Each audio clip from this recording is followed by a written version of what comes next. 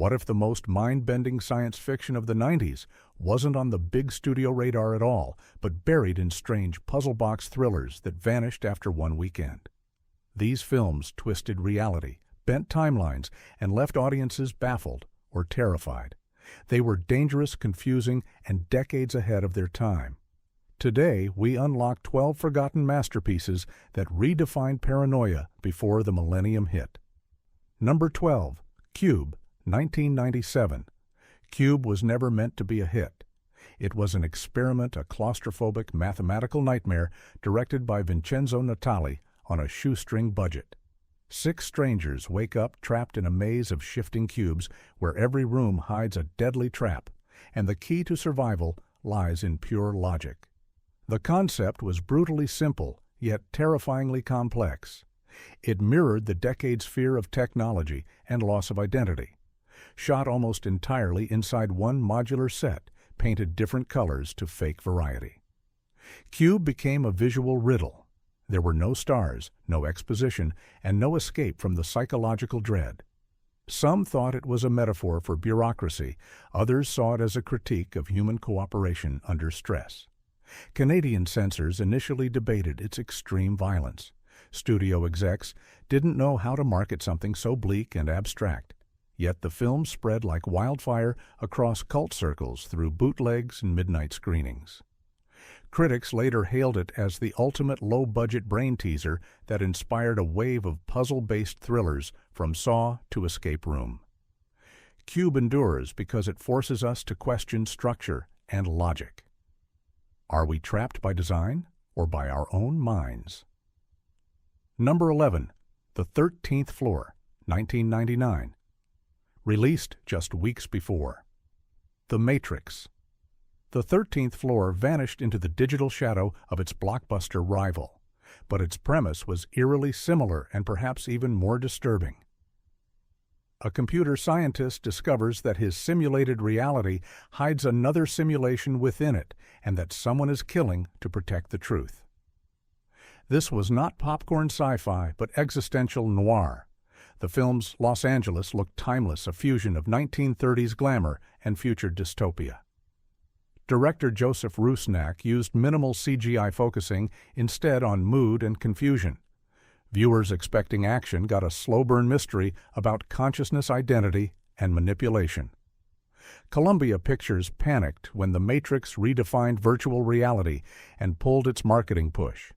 Critics dismissed The 13th Floor as a knockoff, even though it was based on a 1964 novel that predated The Matrix by decades.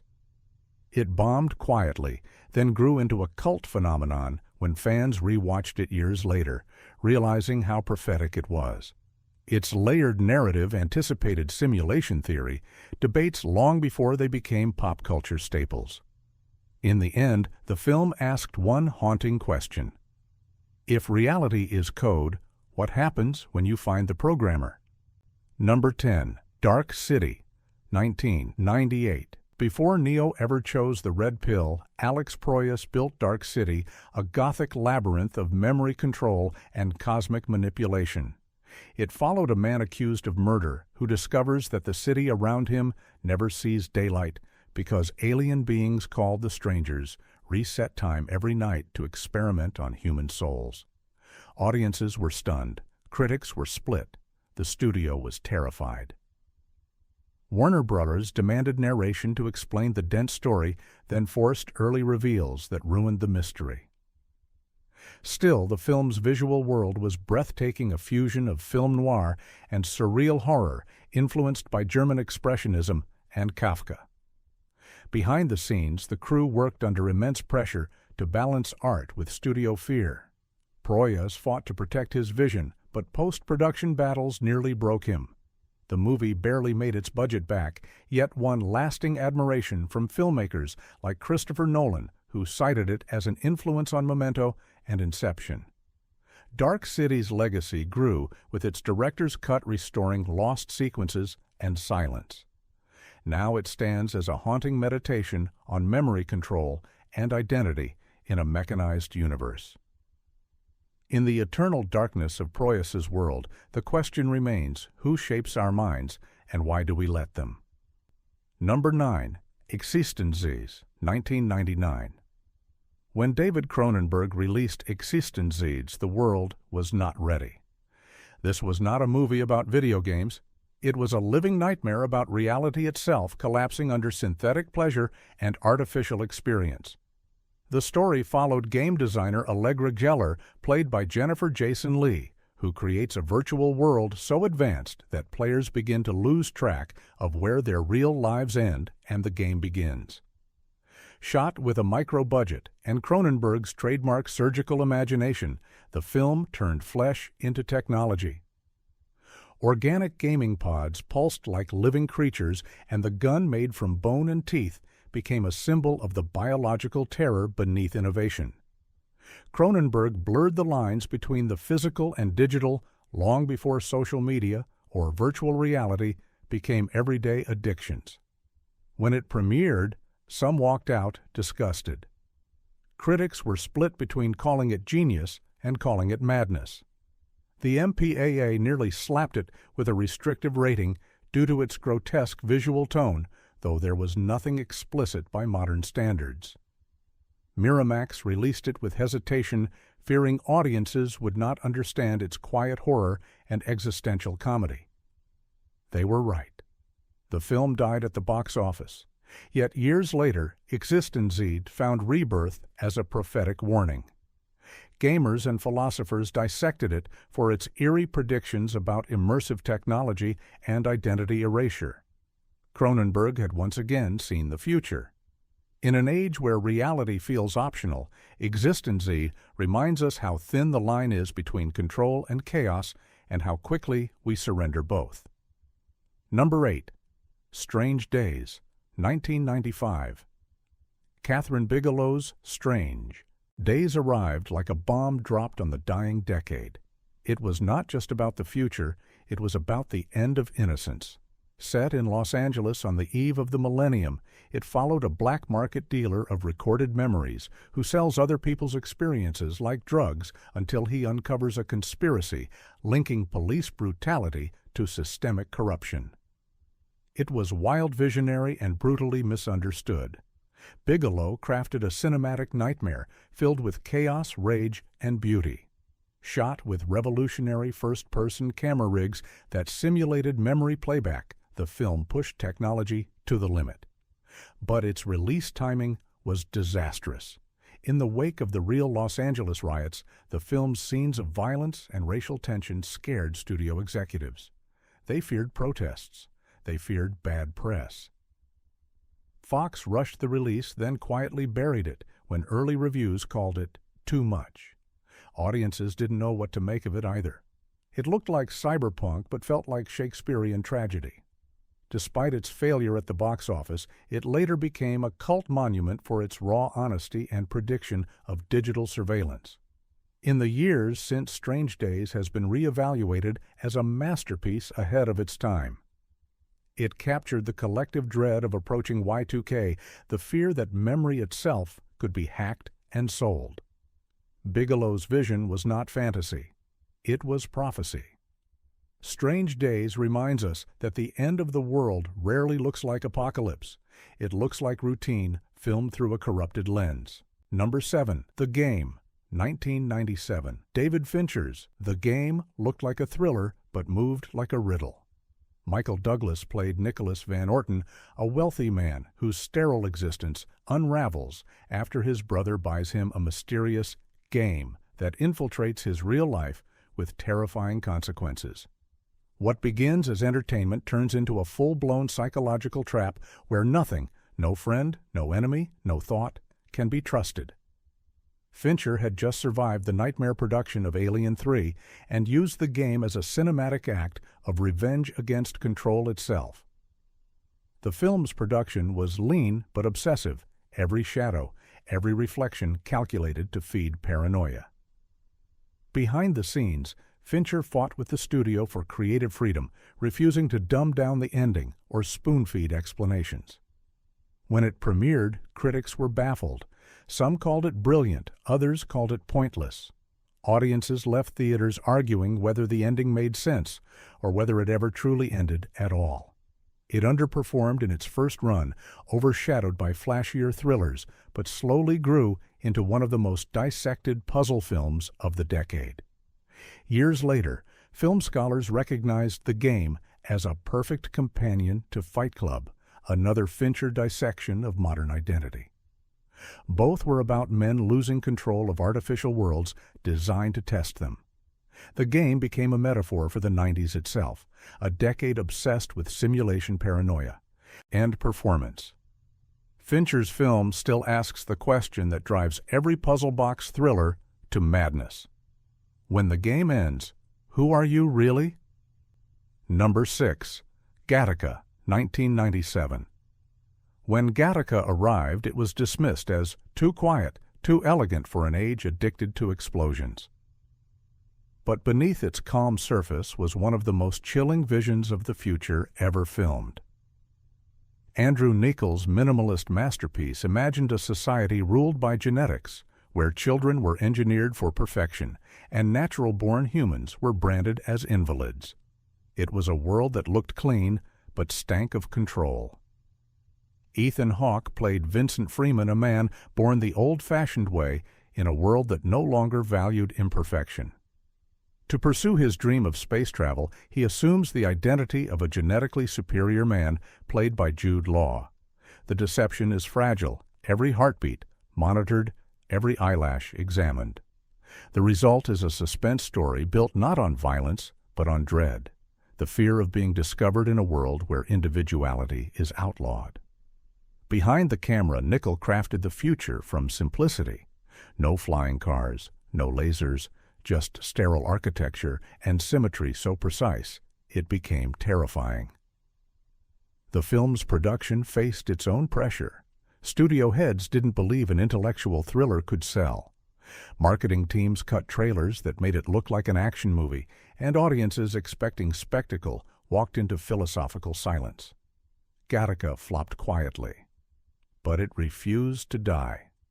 Over time, it became a cult icon studied in classrooms and ethics debates as genetic editing moved from science fiction to real laboratories. Critics who once ignored it later hailed it as prophetic and deeply human. Gattaca endures because it speaks to anyone who has ever been told they're not enough. In its final scene, Vincent escapes Earth not because he's perfect, but because he's stubbornly human. The film's whispered message still echoes. Our flaws are not failures, they are freedom. Number 5. The City of Lost Children, 1995. Before The Matrix, before Dark City, there was The City of Lost Children, a fever dream crafted by Jean-Pierre Jeunet and Marc Caro that made reality itself feel like a fairy tale gone mad. It was a French dystopia filled with mechanical beasts, cloned children, and a scientist who kidnapped dreams to steal youth from the innocent. The film's reputation was strange from the start.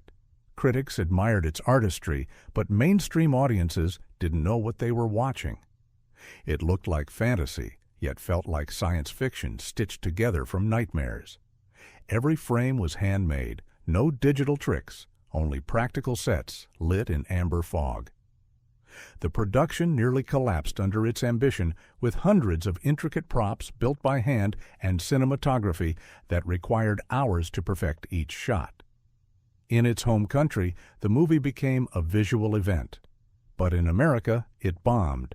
Too weird, too European, too dark.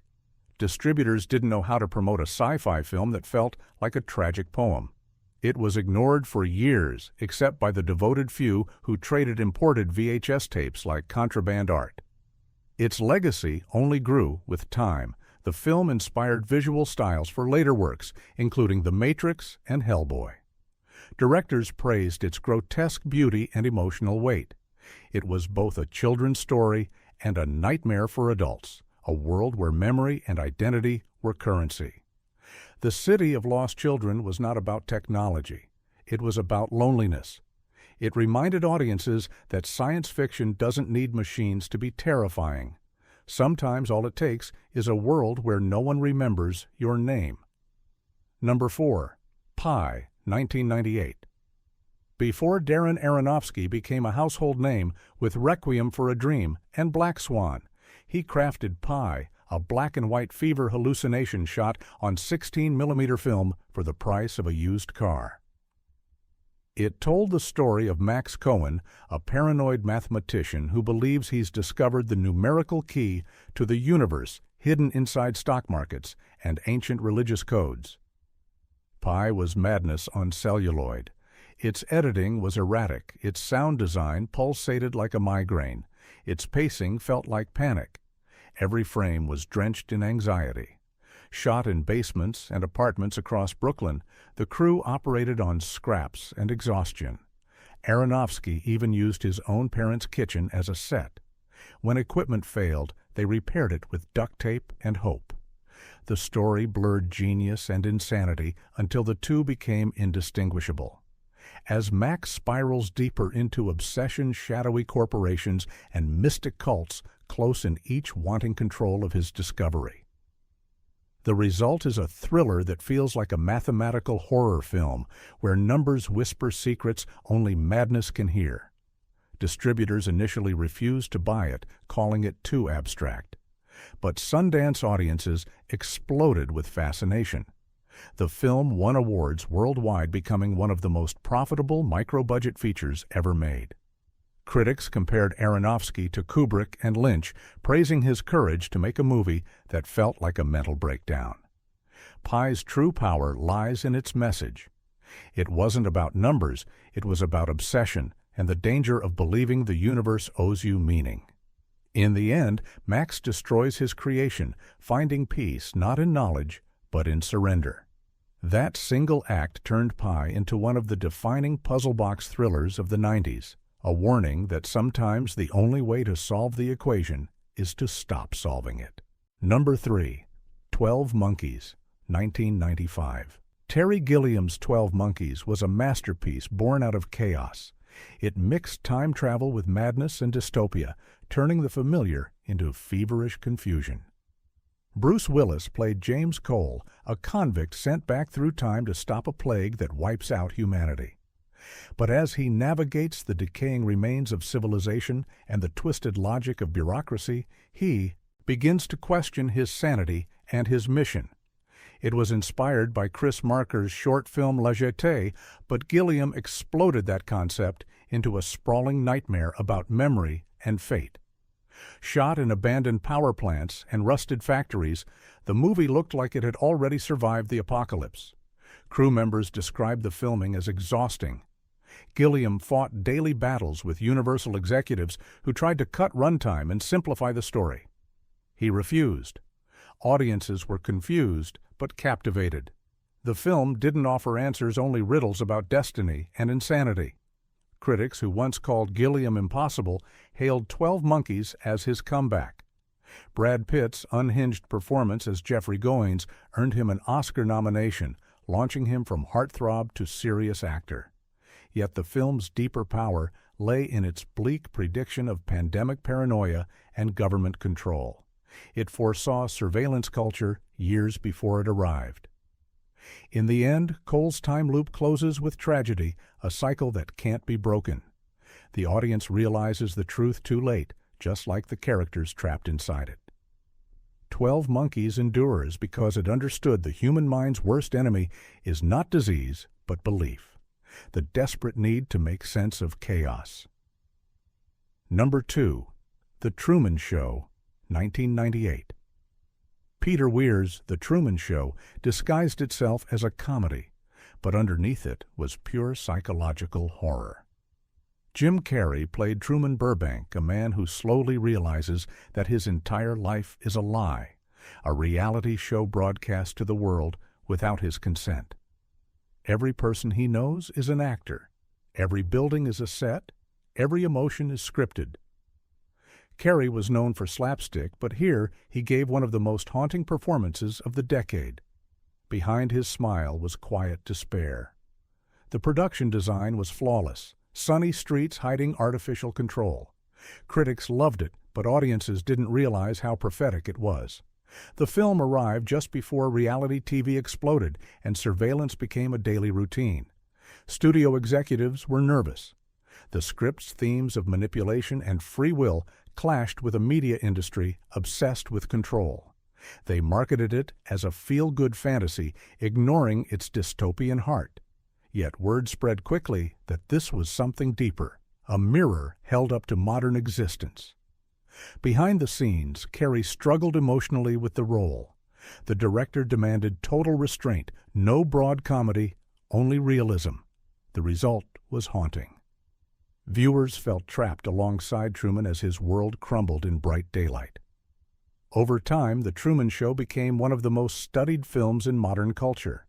Psychologists even coined Truman Syndrome to describe people who believe their lives are staged.